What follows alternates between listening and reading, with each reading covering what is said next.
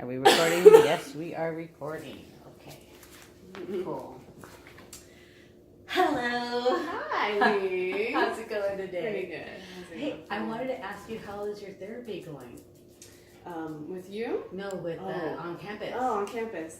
So I met up with the therapist this past week, and we didn't really. I don't know how I feel about it. We didn't. I was like feeling better about myself, and we talked a little bit about my situation at home and with my mom, my relationship with her, and I don't know, like it almost like, I don't know how to explain it. It almost like he suggested that I was telling him that I want to confront her. Not confront her, I guess just talk to her about what I've been feeling about our relationship throughout the years. And he said that he like brought it up. He's like, maybe it's not time for you to do that. And then that kind of just like didn't sit right with me, I guess. So now I'm there, but kind of in an in-between spot. Yeah. So. Do you think confrontation is a bad thing? No, I was thinking about it and like just telling her what I've been feeling, and maybe expressing some, anger or something. I don't know what's gonna come up, but just telling her, just liberating me, myself, and just like, letting it out and not letting it harbor inside of me anymore. And I don't know. I think in many ways, like when I was there having therapy with him, I was almost like just accepting what he was saying to me, and like just almost just trying to like please the guy and just like, okay, yeah, I'll do that. But I didn't really express that. I don't think not confronting her is a good thing. But he was suggesting it, but I was like kind of rolling with it. Right. But in me, I was like, I don't think that would work. I don't know. Yeah. Yeah. Well, so maybe you were trying that on for a second, but it's not a comfortable fit. Yeah. And at the moment, he was just kind of explaining it all, and I was like, okay, But no, I don't know. So that was my experience. And I told him that I'm not going to be going back just because I want to try to like do things on my own, but I'm thinking of going back again. Not with him though, with someone else. So that's okay. That's okay. It's okay because not everything is always a fit, and it's good that you know that enough about yourself. Yeah. That you have to feel comfortable. Yeah. Right. And I want to talk about other topics with a female therapist. I think having a female therapist and talking about like trauma. Right. Led to like sexual harassment. I think that is more appropriate to me. For me, like that's what I need right now. Okay. So that and like relationship issues. I don't think I can talk to a man at this point in my life about those kind of things. But anyways, that's another topic. So it's a matter of feeling comfortable and knowing what your comfort level is. Yeah, definitely. Yeah. So I'm there right now. But thank you for asking. Yeah. Well, I was just curious. What else has been going on? Well, let's see. The semester is winding down, so I'm struggling with finding a job right now, and that's been taking a lot of stress on me. It's been causing me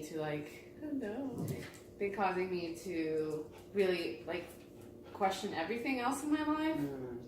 Like just not having a job, the lack of money, lack of funds to pay bills. That's just like making me like feel the lowest of myself. And last couple of days I've been feeling like that. And then I think yesterday and today I just bounced out of that thought cycle, like thinking I'm low because I don't have a job. And when I'm like doing grad school because I'm pursuing a career and I want to help others and I value things and I have a purpose in life. So those thoughts came back again, but it was dark for a moment. Good. So, what do you think helped you transition? I kind of just, I let myself feel mopey. I guess that was, like, I just, like, let myself, I wasn't able to do anything. I felt so unmotivated and I was sick at the time too. And, I just allowed myself, I think, to just process and sit with that dark, heavy feeling. Okay. And then I remember just taking a nap and then just like, that's how it happens for me, I guess. Like, I'm in this negative feeling and then I just process it and it becomes overwhelming. And then I just have to tell myself, I can't. This is, like, I have to bounce back out of this. And I literally just took a nap and I woke up. And then I told myself, like, and I wrote down my journal. That's what I've been doing again. I wrote down in my journal, like, I can't be just allowing a job to really dictate in the whole purpose of my life, like, just because I don't have a job. But that's essentially it. So journaling helps you? Yeah, journaling. I just started recently, but yeah, it's been helping me just express, almost like therapy. Like I allow myself to express what's inside of me, and then it really just, I guess it allows me to see from almost like a perspective, like when you restate something, reflect something, like it allows me to see something differently. And I guess when I write it all down, it provides that same benefit, I guess. I didn't think about it like that, but yeah. So I'm there. Yeah. That's good. Yeah. That's good. Do you think that would help you in other areas, or journaling? Yeah, I was big on journaling, but when I'm not okay, I feel I journal less. So I'm trying to push myself and journal through the darkness and not ignore that because it's beneficial. Okay. Yeah. Anyways. Yeah. And last time you had mentioned something about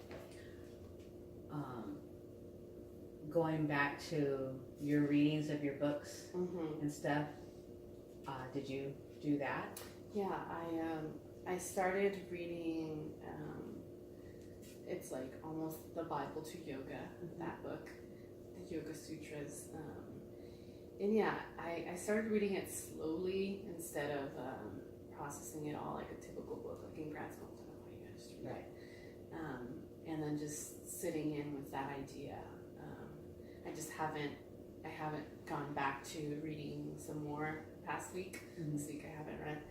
So I'm definitely doing that, and just that's bringing a lot of more meaning into my life because I've lost myself since the beginning of grad school.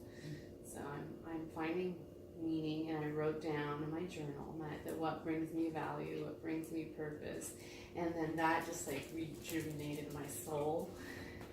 It's been great since journaling that out. So, and then based on like what was it, existential psychotherapy, like finding meaning because life is like essentially meaningless. That idea has really transformed me in the last couple like days, weeks. So grad school has made an impact on you. It definitely has. I think deeper into the concepts and applied to my own life. Yeah. More so in the beginning, I think it made me feel like I was very unhealthy, like a very unhealthy person. And I went to therapy and I was like crying. I was like, I'm very unhealthy and I want to be a therapist and I don't know if this is for me. And he kind of just skipped over that whole statement and kind of dove into like why do you think that way? And we explored some in my life overall, I guess. But yeah, I'm not thinking that way. Like I'm not fitted for this. So now what are you thinking? Now I'm thinking that I'm going to heal myself along the journey of becoming a therapist, and then, by the time I'm working with people, it won't ever end, but I'll be in a better position to help others, because if I were to be a therapist right now, if I had finished my degree right now and not have done my internal work, then I would not be as capable, because so many things are coming up left and right now. I imagine the same for you, and it's hard to help another being when you're stuck in your own mental blocks and problems and experiences that might hinder you from really empathizing, or I don't know, but yeah, so. Well, I think you've come a long way since the first time that we met. How does that feel for you, that journey thus far? It's only been, 9 weeks? Yeah, it's a really good question. I don't know, it makes me feel really good about myself. And I don't think I feel good about myself very often. So, yeah, I feel very, I woke up this morning and I felt very grateful, very blessed, and I think that's the feeling that I'm still having right now. And towards myself, maybe more of, it's hard to feel something like that for me, but I guess I feel, I admire myself, admiration towards myself, which is odd to say, because I don't usually even say that. Yeah. But I think it is that. I admire myself. I should be proud to say it. It's weird to convey that, but it's a good feeling. So you are proud of you. Yeah, I am. It's been a tough journey since grad school. Right.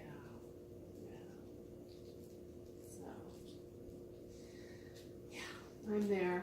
So tell me more about why you think it might be difficult for you to give yourself kudos. Good question.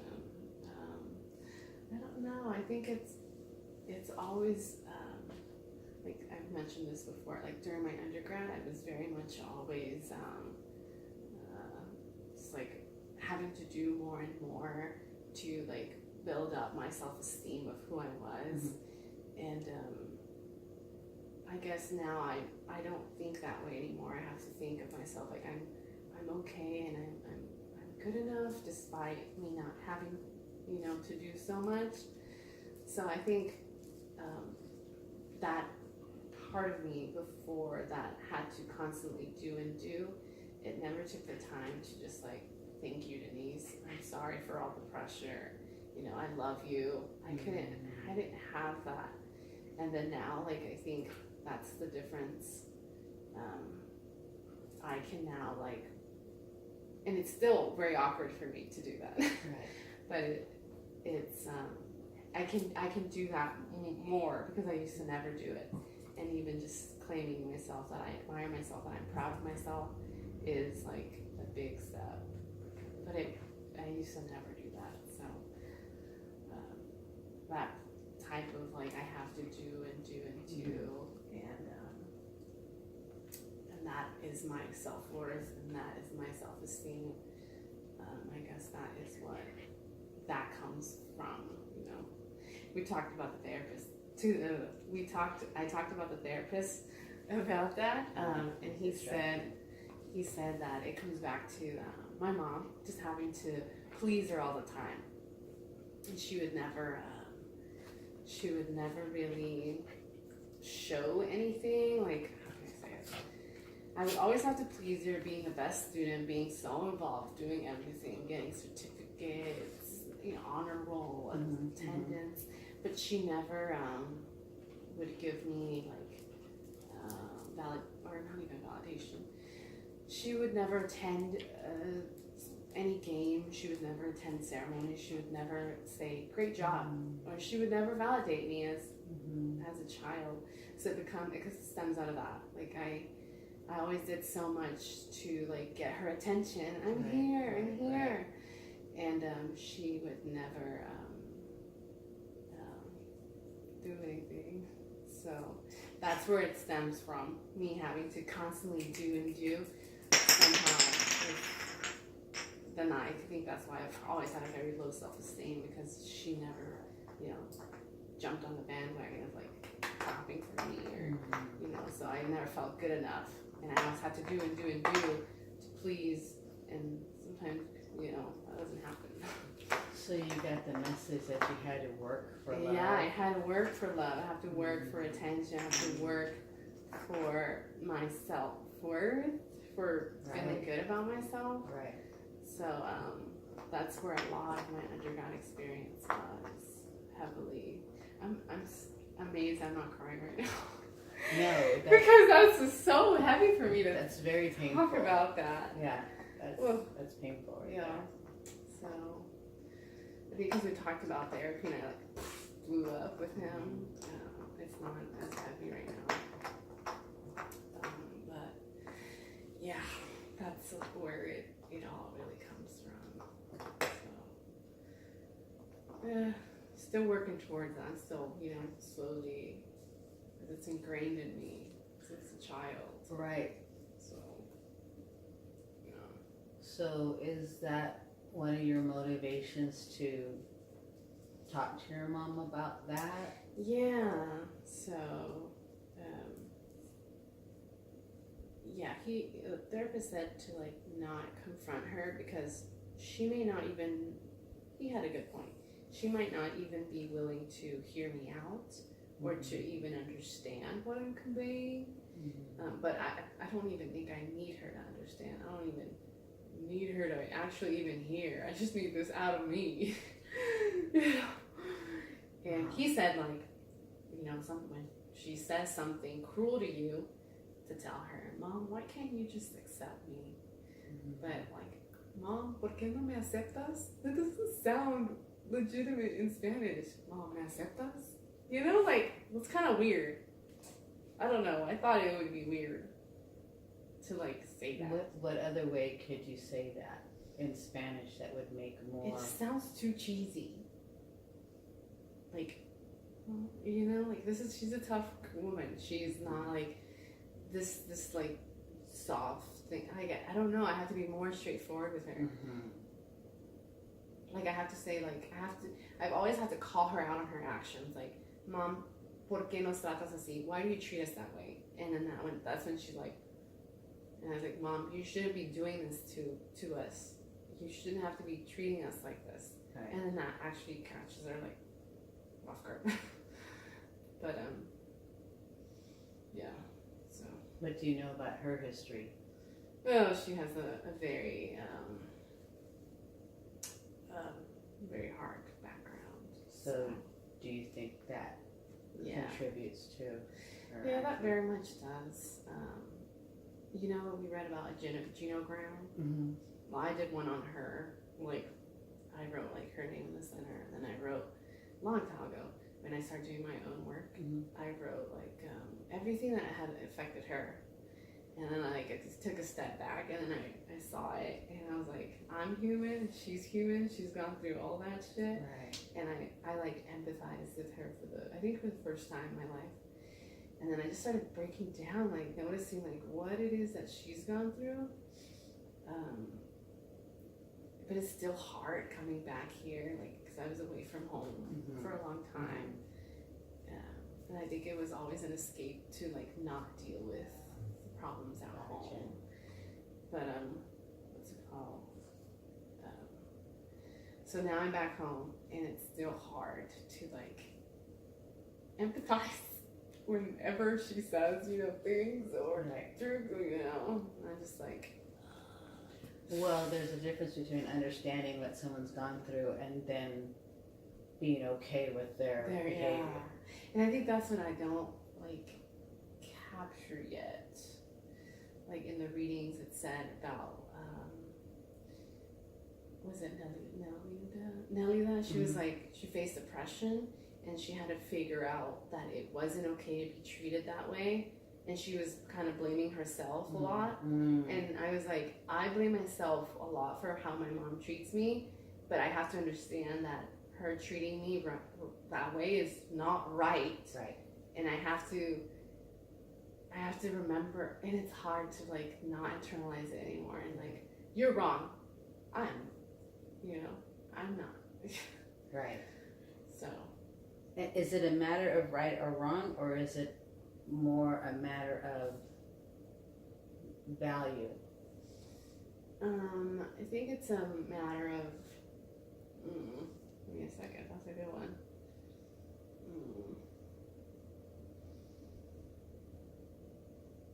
I guess I don't want. I don't know.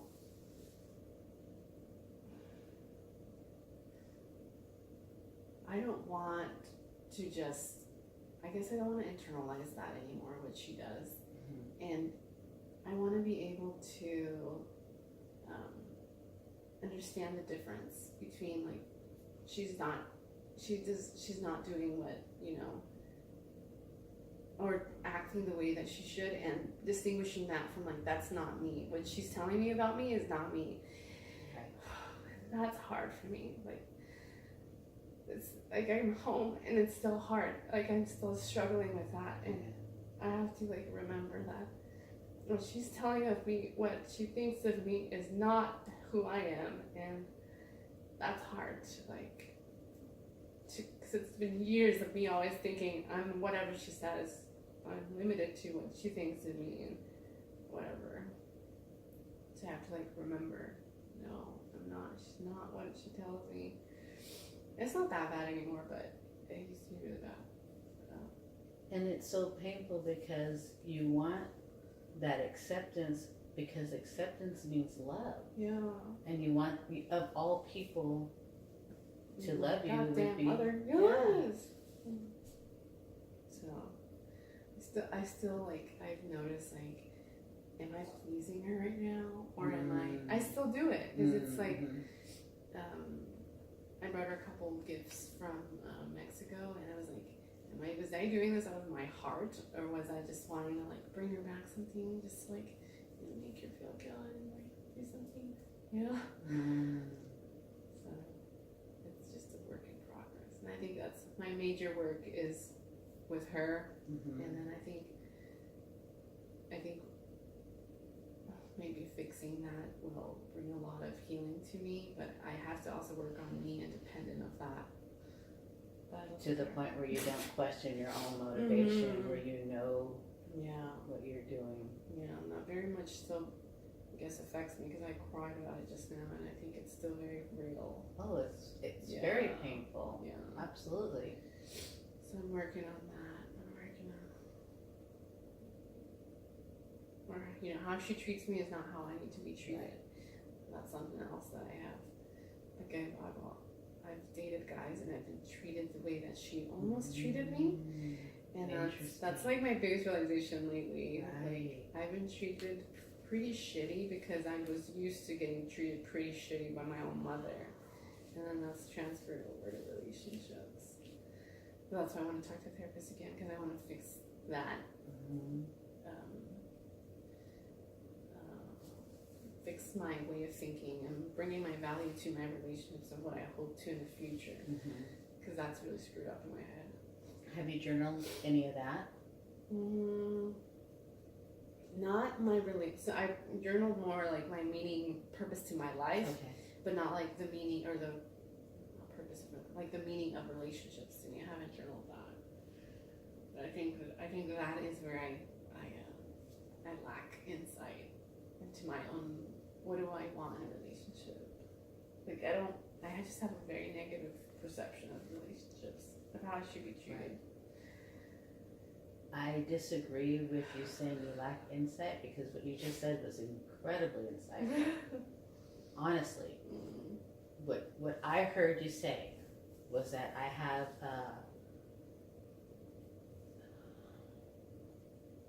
a tumultuous relationship with my mom. And that I'm afraid I'm taking that into my interpersonal relationships with a man. That is incredibly insightful. The fact that you're willing to work on that is courageous. Thank you. Yeah. I guess I do have insight if I have knowledge of that, Again, hard on myself. But yeah, so that's where I want to do the work in and see where that takes me. I have to change all that. I have to change my way of thinking about myself, correspondence to having a partner. Right. Yeah. Learning boundaries. I don't know that. Right. I've been just pleasing my partners, just forgetting about who I am. Right. Just for the sake of love, just for the sake of acceptance.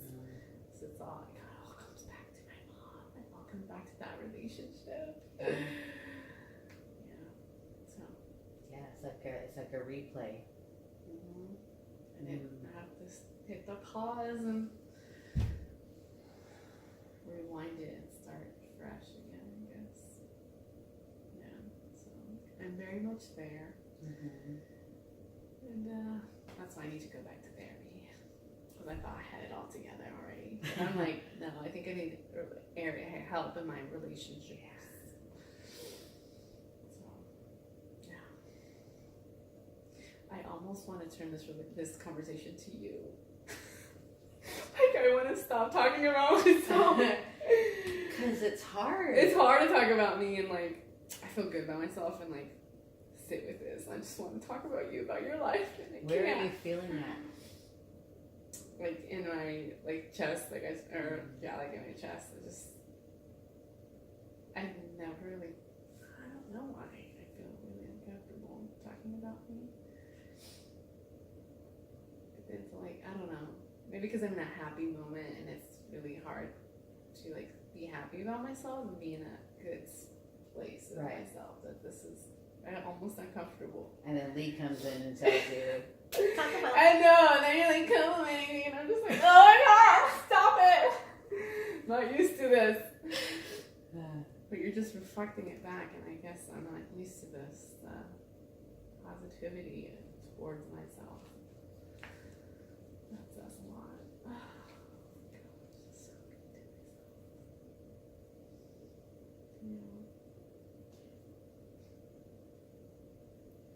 You're saying that you're mean to yourself.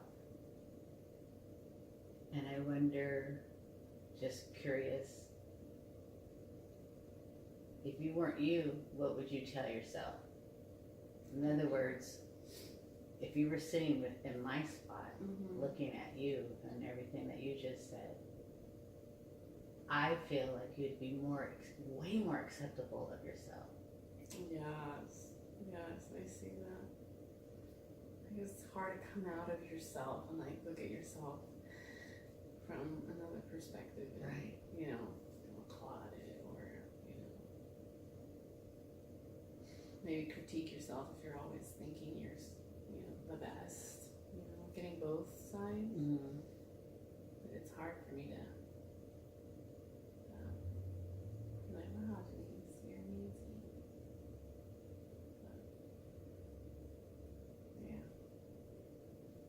When you said that, I was thinking, like, if I were to able to like come out of me and sit right in front of me and tell me, I would love to tell me, like, you are, if I could see you right here, like, you are loved, you are accepted. That's it. That's all. That answers everything. That would answer everything for me. You're loved. Yeah. You're accepted. You are valuable. Yeah. Just as you are. Yeah. That would be all I needed.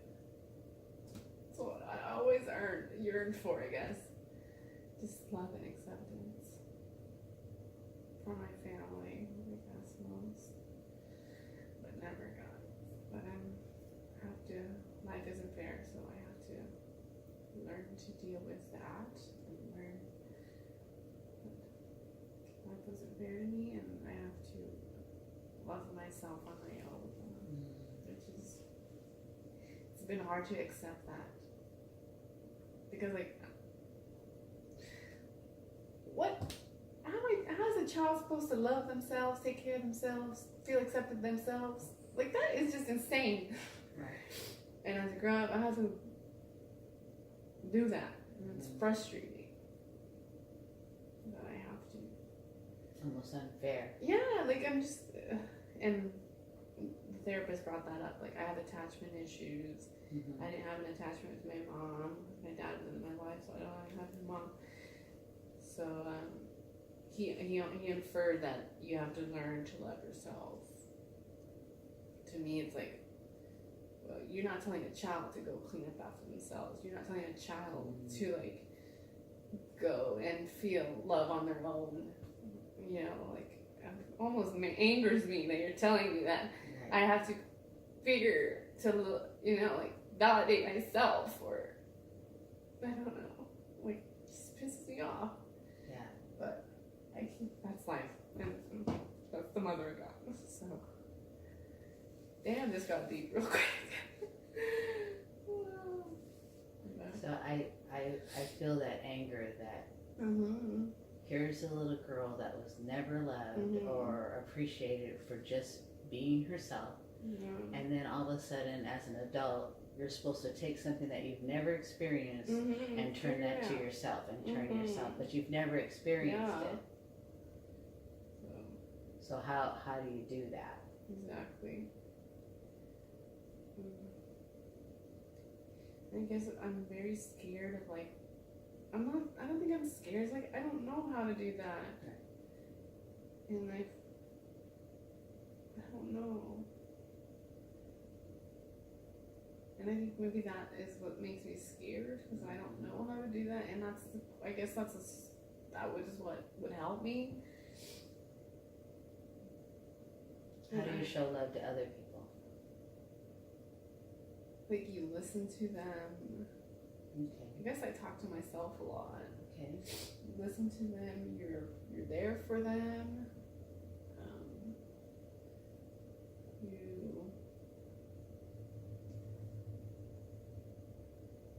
You're there for them. You listen and you hug them. Do you accept and value them? Yes, I accept them as they are. And then I can, sometimes I tell them, like, you can always improve, though. Like, I accept you, but you can always improve. But that's what oh, God. But that's what came to mind when you said that. I accept them and I value them. Yeah, I think that's where I'm like, I didn't bring that up because I don't think I value is what I don't, I think, have for myself. I don't value myself. I accept myself. I think I've accepted myself, but it's like I don't value myself still. So I'm still there, trying to value myself,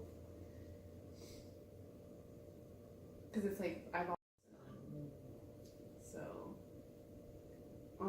by myself, with myself. I didn't even know how to say that.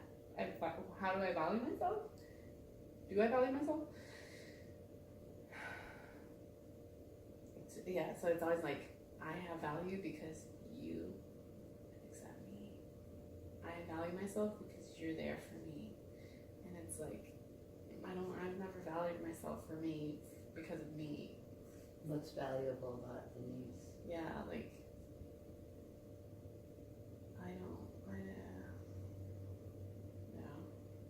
So now I'm by myself, like, no partner in my picture, and I'm like building myself up again. This time for good, because I had done this before, thinking I had, but it was like superficial level, and now it's like deep inner, work. Working on your core beliefs. I'm like, what is it that I want, that I stand for, and I don't really value myself though very much. So, would you take that as a goal? To value myself? Yeah, I think it's an ongoing thing for me. So that's I think what I've got almost like working on, but I didn't even realize it was that until you kind of reflected that back on me. But yeah.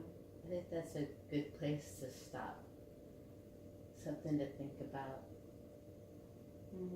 Something that consider finding value. Consider what's valuable to you and what things you have that reflect what is valuable. Because I wrote down what brings value to me, but not what do I value in myself. And I skipped right over that question. Dang, I gotta go back to that then. Because it's things that I value. I value career, helping others, but it's like, but what do you value in you? I don't know. That I don't know. So yeah. So next time I'm gonna ask you. Yeah, I gotta work on that. Homework.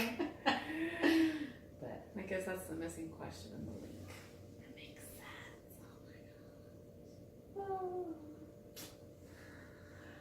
Thanks for sharing. Yeah, thank you. Yeah, real serious. Real quick. Right, next time. Okay. How long is that? 35.